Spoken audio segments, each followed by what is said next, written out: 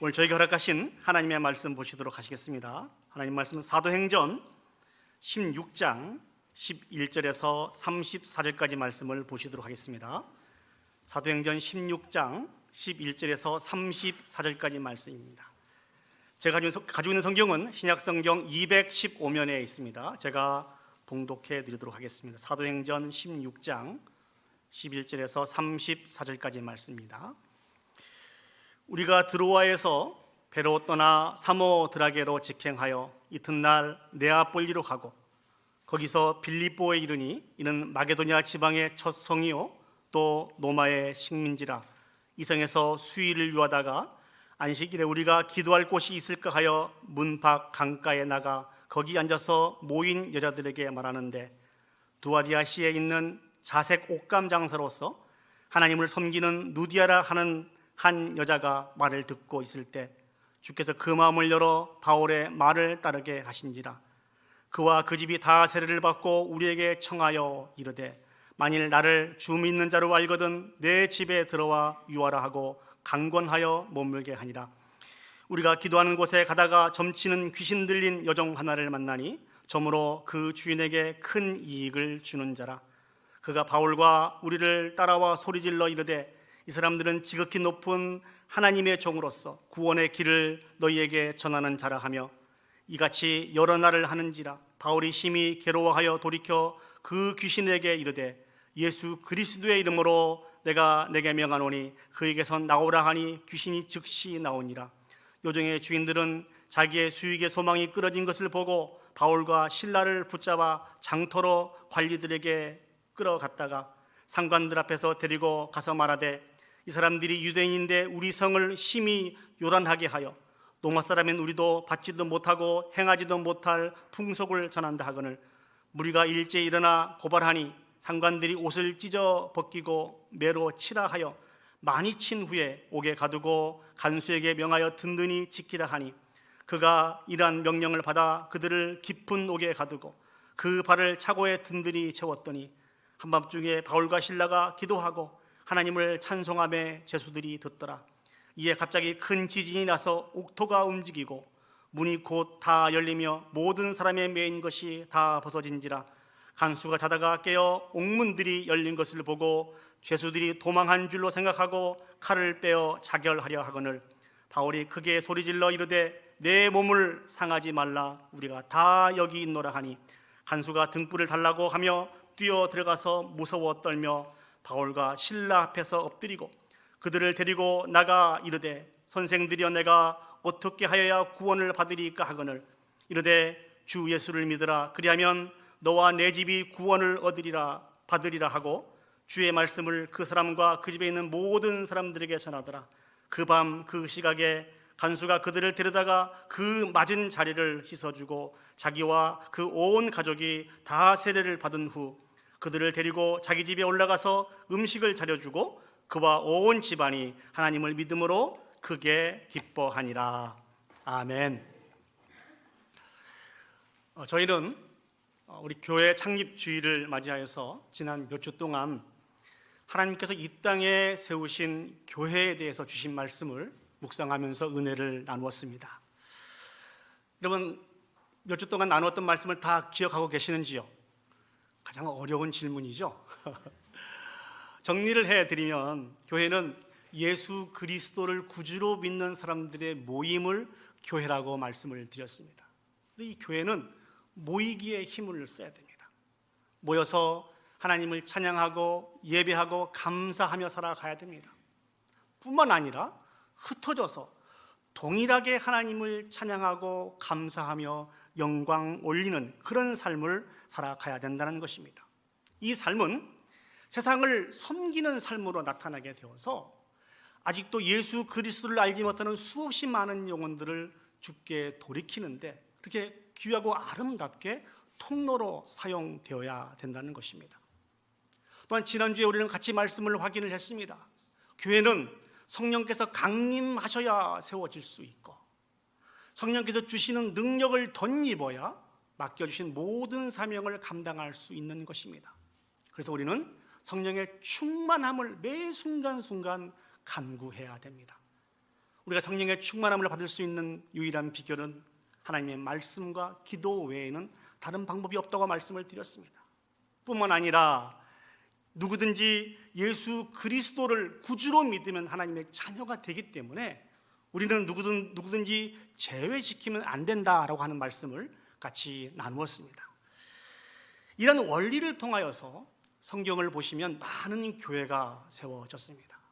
저는 여러분들과 같이 앞으로 계속해서 이제 성경에 등장한 성경에 세워진 많은 교회들을 한번 생각해 보길 원합니다. 특별히 빌립보서 말씀을 통하여서 주신 은혜와 사랑을 같이 나누기를 원합니다. 오늘 저희들이 읽었던 이 본문은 빌립보 교회가 어떻게 세워졌는지, 빌립보 교회가 세워지는 데 있어서 어떠한 특징들이 있는지를 우리에게 잘 소개해 주고 있습니다. 이 말씀을 묵상하면서 주신 은혜를 나누기를 소원합니다. 오늘 우리에게 허락하신 말씀을 증거하면서 여러분들에게 사진 한 장을 먼저 보여드리길 원합니다. 저 사진은 윌리엄 웨버라고 하는 그 미 육군 대령입니다. 물론 예비역 대령입니다. 여러분 워싱턴 DC에 가보시면 6.25 전쟁에 참여했던 그런 그 사람들을 기념하면서 있는 그런 기념 공원에 가보셨을 것입니다. 그곳에 가보시면은요, 6.25 전쟁에 참석했던 많은 사람들, 특별히 19명의 용사들을 이렇게 용사상으로 저렇게 만들어놨습니다. 그 상을 배경으로 해서 이 웨버 대령이 사진을 찍었습니다. 특별히 이분은요 1950년 8월 달에 그 낙하산 부대 소속으로 참여하여서 6.25 전쟁에 참여하신 분입니다.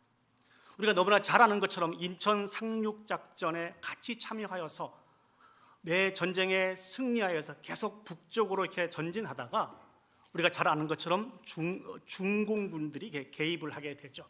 그래서 전세가 매우 힘들고 어려운 상황 속에서 중부 전선에 있는 그 원주라고 하는 이 도시에서 크게 전쟁을 하다가 수류탄에 몸을 맞아서 한쪽 팔과 한쪽 다리를 잃어버린 분입니다. 이분이 그 당시의 나이가 아마 작년 정도 될 것 같아요. 96세입니다. 맑은 정신을 가지고 있었습니다. 그래서 6.25를 기념하면서 한 기자가 이 대령에게 인터뷰를 했습니다. 그때 이분이 이렇게 말씀을 했다고 합니다. 한국 전쟁은 자유 진영이 공산주의 진영의 무력에 맞선 첫 전쟁이었다는 것이죠. 우리가 그 평화를 유지할 수 있도록 그런 중국군과 북한군들의 그 침입을 우리가 힘으로 막아섰기 때문에 우리가 평화를 유지할 수 있었다, 이렇게 고백했습니다. 그 전쟁을 통해서 한쪽 팔과 한쪽 다리를 잃어버렸지만 나는 아무 상관이 없다. 나는 이 전쟁의 의미를 끝까지 남아서 이 전쟁이 어떤 전쟁인지 많은 사람들에게 전하는 일들을 감당할 것이다, 이렇게 이야기를 했다고 합니다. 그때 한 기자가 우리나라를 위해서 너무너무 수고해 주셔서 너무 감사드립니다, 이런 얘기를 했더니 정말 마음 찡한 이런 이야기를 했습니다. 제가 한번 읽어보겠습니다. 너희가 빚진 것은 하나도 없다. 그렇게 생각하면 안 되는 것이다. 미국인, 영국인 상관없이 자유를 가진 사람들에게는 의무가 있다. 그 의무는 자유가 없거나 자유를 잃게 생긴 사람들에게 그 자유를 전하고 지키게 하는 것이라는 것입니다.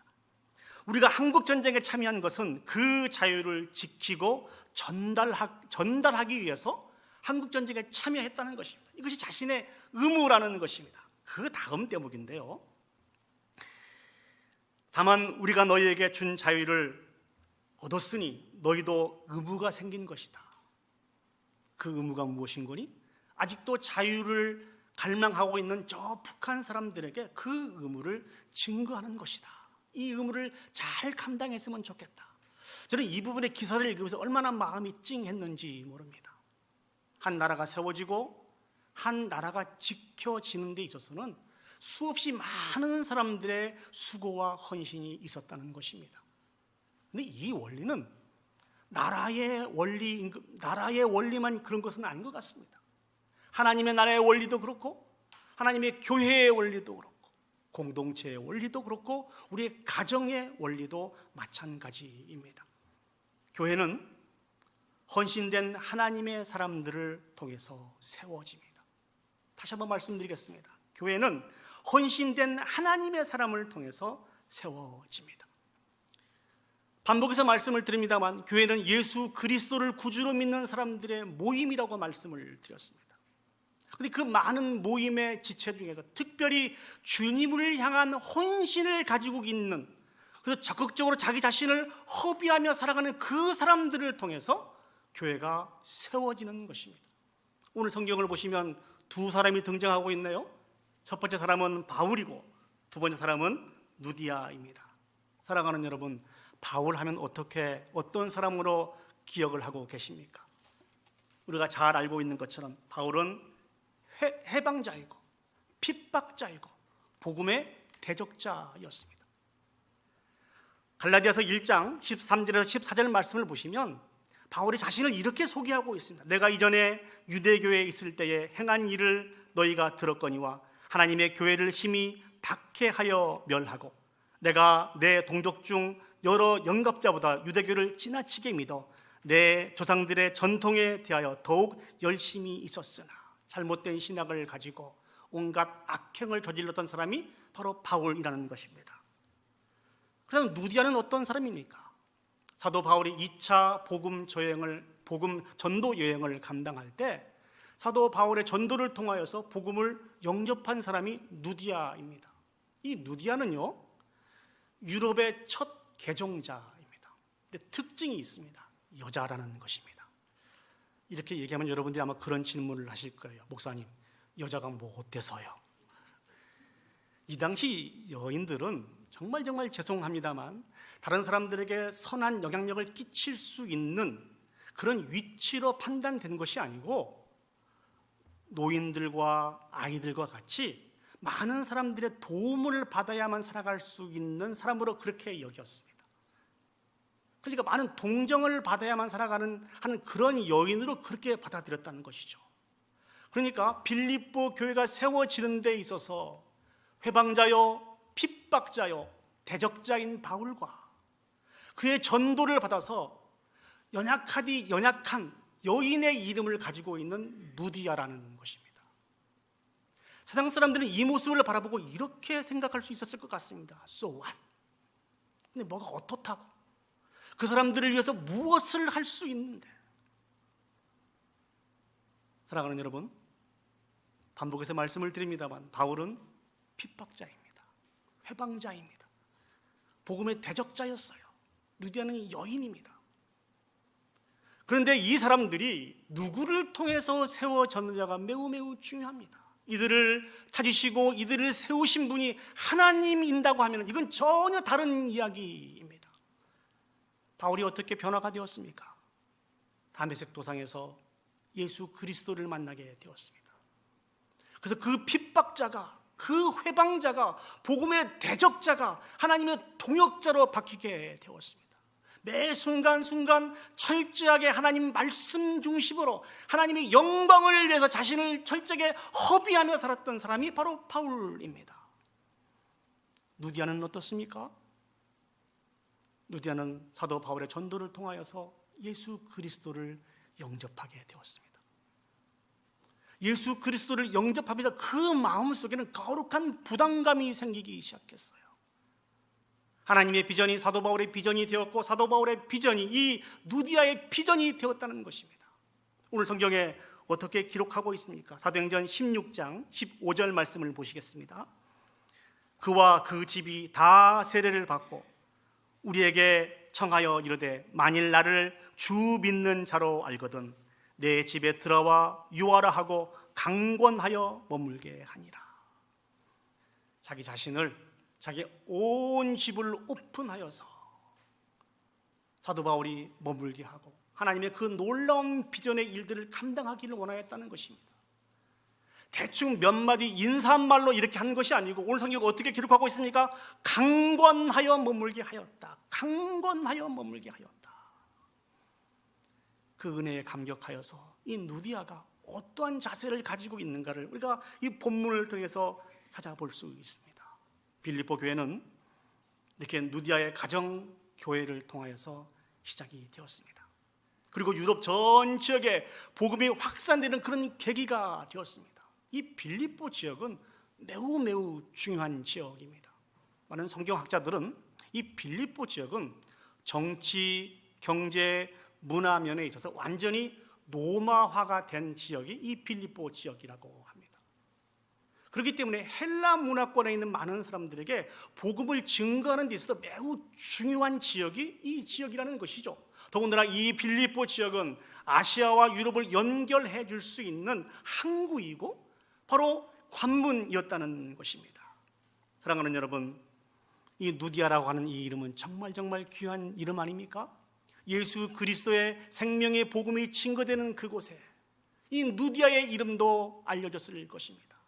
자신의 집을 온전히 오픈하여서 복음이 아시아에서 복음이 이제 유럽으로 연결되는데 아주 지대한 공헌을 했던 사람으로 우리에게까지 지금까지 알려져 있습니다.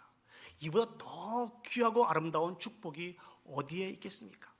하나님께서는 오늘 또 하나님의 사람들을 찾으시고 세우십니다. 그 사람은 예수 그리스도를 구주로 믿는 사람이며 그 중에서도 정말 하나님의 비전으로 말미암아 가슴이 늘 뛰며 가슴이 뜨거운 그 사람을 하나님이 찾으시고 또 찾으신다는 것입니다. 우리는 하나님 앞에 헌신이라고 하는 이런 단어를 생각할 때마다 늘 우리가 무엇을 가지고 있는지 찾을 때가 너무나 많이 있습니다. 그렇지 않습니까? 셈해보기도 하고 따져보기도 하고 계산을 다 한 후에 내가 주님의 말씀에 순종할 것인지 순종하지 않을 것인지 그렇게 결정을 하죠. 근데 사랑하는 여러분, 하나님이 주신 말씀에 헌신하는 데 있어서 정말 중요한 것은 내가 무엇을 가지고 있느냐가 아닙니다. 하나님이 나에게 맡겨준 그 일들이 얼마나 가치가 있는 일인지, 내 마음속에 하나님의 소명으로부터 하나님이 주신 그 콜링으로부터 거룩한 부담감이 있는지에서부터 시작이 되어야 된다는 것입니다. 우리가 가지고 있는 것들을 셈해 볼 때 어떠한 결론을 얻을 수가 있습니까? 아무리 내가 가지고 있는 것을 계산해 봐도 가지고 있는 것이 이것밖에 안 되네. 내가 이것으로 무엇을 할 수 있단 말인가? 하나님, 저는 못합니다. 저는 순종할 수 없습니다. 이런 답을 내릴 수밖에 없다는 것입니다. 그러나 우리가 하나님께서 주신 그 명령에 순종하여 우리 자신들을 헌신해 갈 때, 우리가 지혜가 부족할 때 지혜를 더해 주시는 분이 하나님이십니다. 능력이 부족할 때 능력을 더 부어주시는 분이 하나님이십니다. 우리의 믿음이 부족할 때 그 믿음을 부어주시는 분이 우리의 하나님이십니다. 사랑하는 여러분, 교회를 통해서 우리에게 맡겨주신 그 귀한 사명은 하나님의 입장에서 놓고 볼 때도 매우 중요한 일이고 우리의 입장에서 놓고 볼 때도 매우 중요한 일입니다. 우리 자신을 허비하고 헌신하고도 남을 만큼 매우 중요한 일이라는 것을 사랑하는 여러분 기억했으면 좋겠습니다. 그래서 이제 하나님께서 우리에게 주신 그 사명을 받아들이고 인정하고 선포하고 자랑할 수 있는 저와 여러분들이 되었으면 좋겠습니다. 빌립보서 1장 1절 말씀을 보시면 사도 바울이 이 부분들을 어떻게 여겼는지 너무나 자세히 잘 나와 있습니다. 우리가 같이 한 목소리로 읽어보도록 하겠습니다. 시작. 그리스도 예수의 종 바울과 디모데는 그리스도 예수 안에서 빌립보에 사는 모든 성도와 또한 감독들과 집사들에게 편지하노니. 사랑하는 여러분, 바울이 자신을 어떻게 소개하고 있습니까? 그리스도 예수의 종 바울과 디모데로 소개하고 있습니다. 핍박자였습니다. 회방자였어요. 복음의 대적자였습니다. 감히 하나님 앞에 헌신할 수 없는 그런 사람이었습니다. 그러나 그럼에도 불구하고 주의 말씀에 순종하여 자신을 드림으로 말미암아 나에게 맡겨진 이 일들이 얼마나 가치 있는 일인 것을 기억하고 그리스도 예수의 종으로 자신을 소개하고 있습니다. 이게 자신의 이름입니다. 이게 자신의 정체성입니다. 자신의 모든 삶을 소개하고 있는 그런 이름입니다. 그렇다고 한다면 빌립보 교회 성도 빌립보 교인들을 어떻게 소개하고 있습니까? 그리스도 예수 안에서 빌립보에 사는 모든 성도라고 소개하고 있습니다. 세상에서 구별된 자라는 것이죠. 하나님께 속한 자라는 것입니다. 이 얼마나 귀하고 아름다운 이름입니까? 이 땅에 살고 있는 우리들은 다 미완성된 자들입니다. 다 하나님의 기대에 못 미친 사람들이 저와 여러분들이죠. 그러나 그럼에도 불구하고 성도라, 하나님의 동역자라 인쳐주시고 불러주시고 우리의 인생 여정을 인도해 가시는 분이 우리 하나님이십니다. 그 하나님이 과거에 바울을 부르시고 빌립보 교회 성도들을 부르셨던 것처럼 오늘날 우리를 부르고 있습니다. 우리의 과거의 모습이 사도 바울처럼 핍박자고 회방자고 복음의 대적자라 할지라도,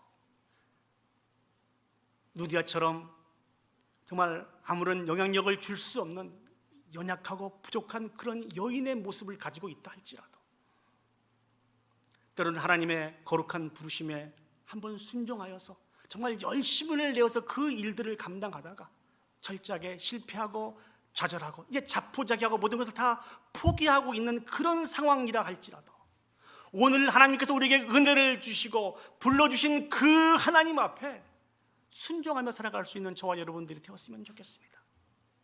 앞으로 우리가 자랑하며 살았으면 좋겠습니다. 무엇을 자랑할까요? 저는 예수 그리스도를 구주로 믿고 살아가는 하나님의 자녀입니다. 이것이 우리의 자부심이고 우리의 자랑이 되었으면 좋겠습니다. 뿐만 아니라 저는 워싱턴 제1장로교회 성도입니다. 여러분, 이것이 여러분의 자랑의 조건입니까? 이것이 우리의 자랑의 조건이 되었으면 좋겠습니다. 뿐만 아니라 저는 하나님의 영광을 위해서 사는 하나님의 자녀입니다. 이것이 우리의 자부심이고 이것이 우리의 자랑이었으면 좋겠습니다. 그래서 하나님의 마음을 시원케 해드리는 저와 여러분들이 되기를 간절히 축복합니다. 오늘 두 번째 본문의 말씀을 통해서 생각해 볼 수 있는 말씀의 제목은, 하나님의 섭리로 세워진 교회도 고난과 핍박이 있습니다. 별로 기분 안 좋은 이야기죠. 하나님의 섭리로 세워진 교회도 고난과 핍박이 있다는 것입니다. 오늘 본문을 보시면 이제 막 교회를 세우고 복음 전도 여행을 감당해야 하는 바울에게 큰 어려움이 닥칩니다. 성경을 다시 한번 읽어볼까요? 사도행전 16장 16절에서 24절까지 말씀을 제가 한번 읽어보도록 하겠습니다. 17절부터 읽을까요? 그가 바울과 우리를 따라와 소리질러 이르되, 이 사람들은 지극히 높은 하나님의 종으로서 구원의 길을 너희에게 전하는 자라 하며, 이와 같이 여러 날을 하는지라 바울이 심히 괴로워하여 돌이켜 그 귀신에게 이르되, 예수 그리스도의 이름으로 내가 내게 명하노니 그에게서 나오라 하니 귀신이 즉시 나오니라.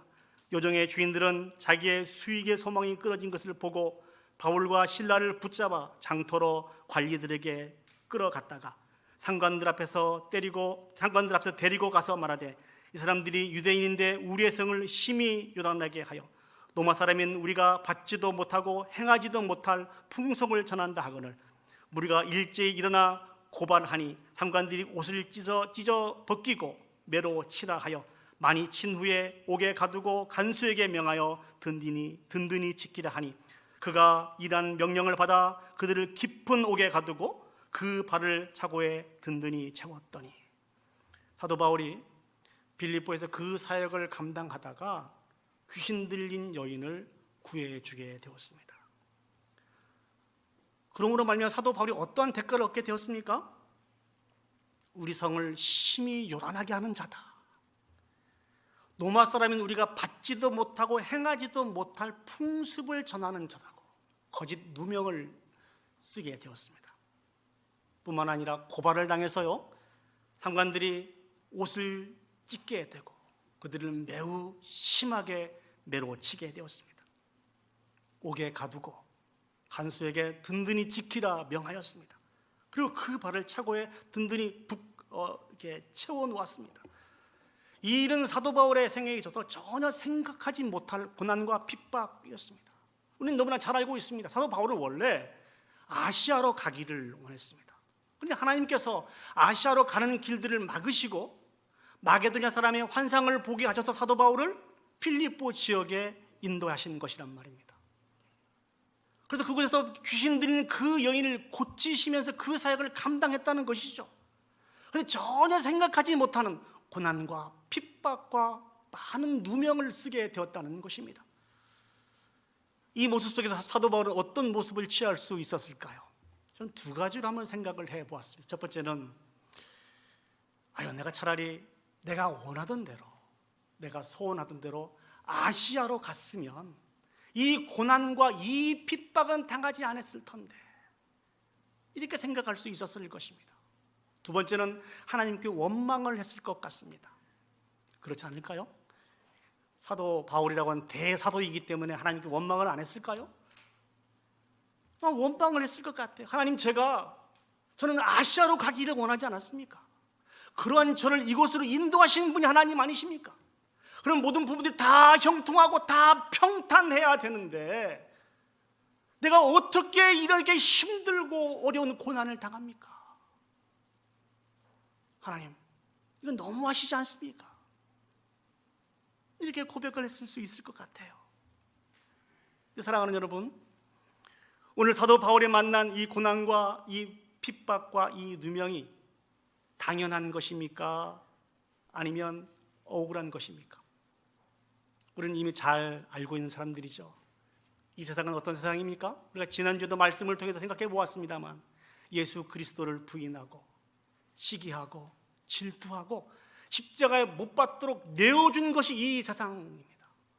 빛으로 오신 예수 그리스도로 말미암아 자신들의 죄와 허물이 드러날까 봐 철저하게 예수 그리스도를 부인하고 십자가에 못 박아 죽이도록 내어준 것이 이 세상이라는 것이죠. 당연히 예수 그리스도의 그 십자가의 도를 따라서 순종하며 살아가는 그 제자들이, 우리들이 고난을 받고 핍박을 받고 많은 누명을 당하는 것은 극히 당연한 일입니다. 여러분, 예수 믿고 복 받기를 원하십니까? 복도 복이지만 우리는 이 세상에서 많은 핍박을 당하게 되어 있습니다. 예수를 잘 믿으면 잘 믿을수록, 하나님 말씀에 더 순종하며 살면 살수록 이 땅에서 환난과 핍박을 당하게 되고 많은 누명을 쓰게 되어 있습니다. 그렇게 될 때 한숨 쉬지 마시고, 그래, 내가 신앙생활을 잘하고 있구나, 이렇게 생각했으면 좋겠습니다. 그런데 사랑하는 여러분, 보다 더 충격적인 이야기를 여러분에게 말씀드릴까요? 사도 바울은 이 고난과 이 핍박과 이 환난으로 말미암아 하나님의 사도 바울에게 주신 그 비전들이 취소되지 않았습니다. 사도 바울은 결코 이 일로 말미암아 포기하지 않았고요, 이 고난과 핍박과 환난으로 말미암아 죽지 않았다는 것입니다. 하나님께서 때를 따라 돕는 은혜를 베풀어 주셨다는 것입니다. 오늘 성경을 보시면 25절 말씀을 한번 보시도록 하겠습니다. 25절 말씀입니다. 한밤중에 바울과 실라가 기도하고 하나님을 찬송하며 죄수들이 듣더라. 저 말씀을 보시면 순서대로 한밤중에 바울과 실라가 무엇을 먼저 하고요? 기도하고 그 다음에 하나님을 찬송하며라고 기록이 되어 있습니다. 바울과 실라가 무슨 기도를 했을까요? 여러분이 바울과 실라의 위치였다면 무슨 기도를 했겠습니까? 저는 이 말씀을 준비하면서 이런 생각을 해보았습니다. 우리가 아까 서두에서 살펴보았던 자신의 힘듦, 어려움, 퍽퍽함, 아마 이런 감정적인 모든 부분들을 하나님 앞에 다 쏟아놓지 않았나 싶습니다. 물론 대사도이기 때문에 제가 쏟아 부은 만큼 그렇게는 안 쏟아 붓겠습니다만, 아마 자신의 솔직한 힘듦과 어려움을 쏟아 부었을 거예요.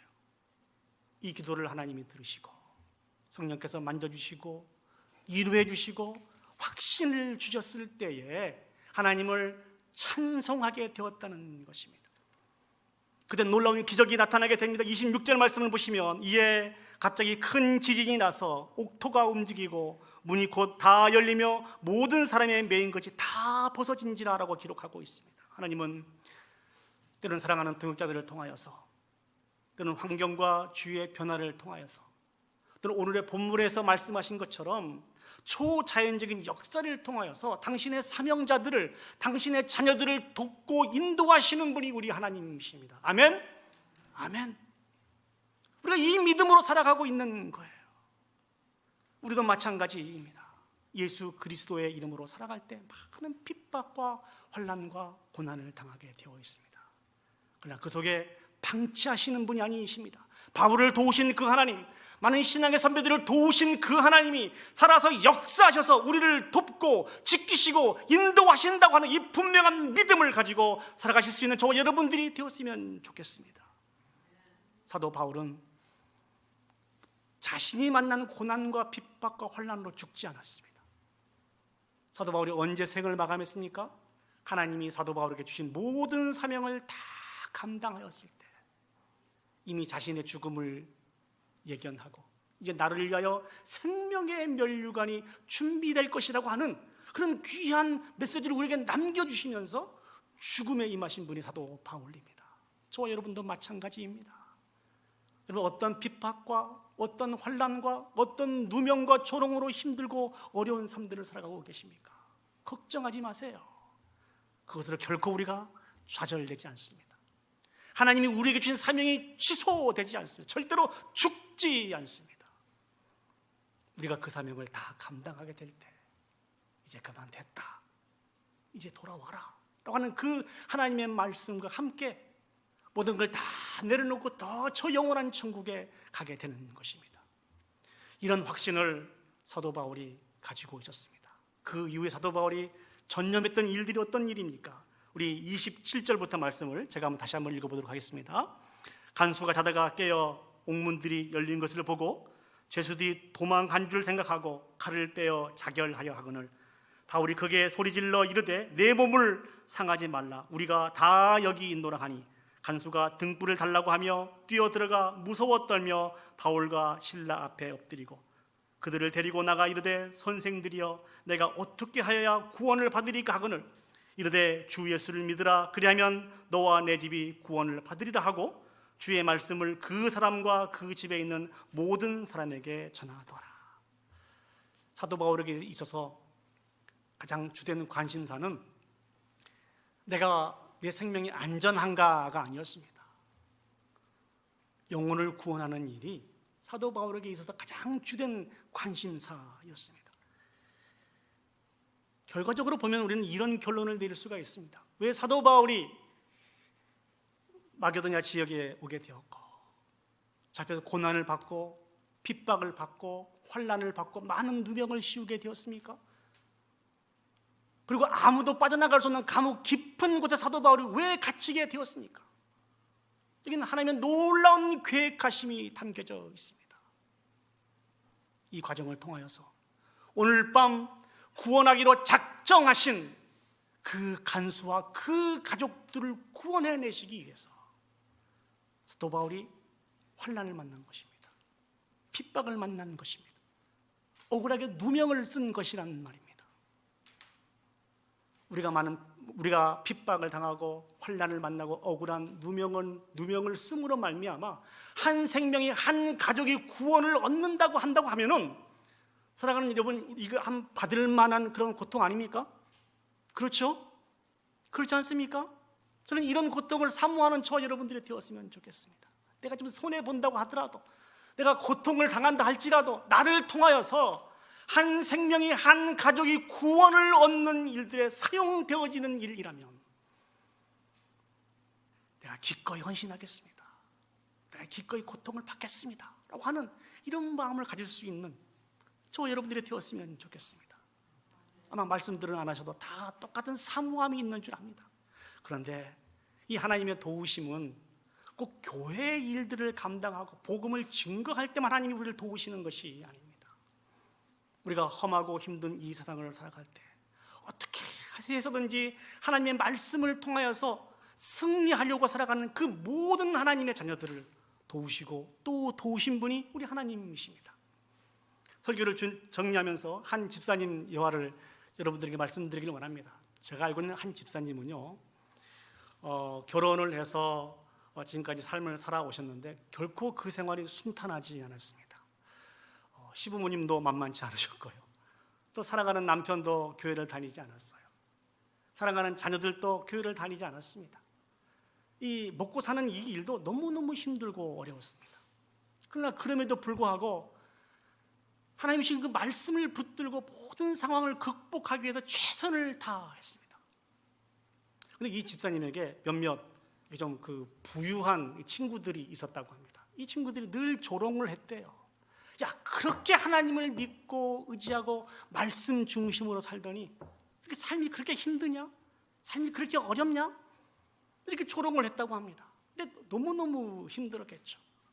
그러나 그럼에도 불구하고 하나님 말씀 외에는 나에게 아무런 소망이 없는 것을 기억하고 계속해서 그 말씀을 붙들고 순간순간을 극복하고 이기며 그렇게 삶을 살아갔다는 것입니다. 놀라운 기적이 일어났습니다. 무슨 기적이 일어났을까요? 하늘에서 큰 돈다발이 떨어진 게 아니고 사랑하는 남편이 예수 그리스도를 구주로 영접하게 되고 교회에 나와서 이 집사님이 하시는 모든 일들에 철저하게 서포트를 하게 되었습니다. 든든한 동역자가 되었습니다. 뿐만 아니라 주변에 힘들고 어려운 많은 사람들이 이 집사님이 운영하시는 가게에 찾아와서 같이 위로하고 울고 기도하고 하는 치료의 역사가 나타났습니다. 그 집사님이 저에게 주셨던 마지막 말씀이 어떤 말씀인 거니? 목사님, 전 너무너무 행복해요. 너무너무 행복해요.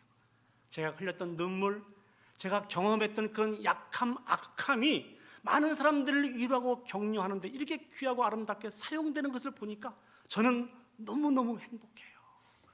사랑하는 여러분, 이 귀한 열매가 이 집사님에게만 있는 게 아니고 우리 개인에게, 우리 가정에게, 우리 교회에게도 있기를 간절히 소원합니다. 이를 위해서 하나님께서 우리를 먼저 만나주시고 하나님의 자녀 삼아주셨습니다. 하나님이 주신 그 일들은 아무나 감당할 수 없습니다. 놀라운 축복을 받은 사람만 감당할 수 있습니다. 여러분, 축복과 사명은 늘 항상 같이 갑니다. 우리는 예수 그리스도의 이름으로 감당할 수 없는 넘치는 축복을 받은 사람들이 저와 여러분들입니다. 하나님께서 우리에게 맡겨주신 그 사명이 정말 하나님 보시기에도 가치 있고 내가 보기도 가치 있는 일인 것을 기억하고 우리 자신을 온전히 드려 헌신하여 영광을 올려드릴 수 있는 저와 여러분들이 되었으면 좋겠습니다. 이제 말씀을 정리하도록 하겠습니다. 마지막 화면을 좀 올려주시죠. 하나님의 교회는 하나님의 은혜로 말미암아 더욱 헌신된 사람들을 통해서 세워집니다. 그리고 비록 하나님으로부터 선택을 받았다 할지라도 그 사명의 길은 많은 고난과 핍박과 환난이 있습니다. 그러나 여러분 너무 걱정하지 마세요. 하나님께서 돕고 은혜를 베풀어 주셔서 잘 감당할 수 있도록 인도해 주실 것입니다. 우리는 최후의 승리가 보장이 되어 있습니다. 주님께서 십자가에서 이루신 그 최후의 승리가 우리는 보장이 되어 있는 사람들입니다. 지금 우리 눈에 그 승리가 보이지 않는다 할지라도 예수 그리스도께서 십자가에서 이루신 그 최후의 승리를 붙들고 의지하여서 우리에게 맡겨주신 모든 사명을 잘 감당하여 영광 올려드릴 수 있는 저와 여러분들이 되기를 간절히 축복합니다. 아멘.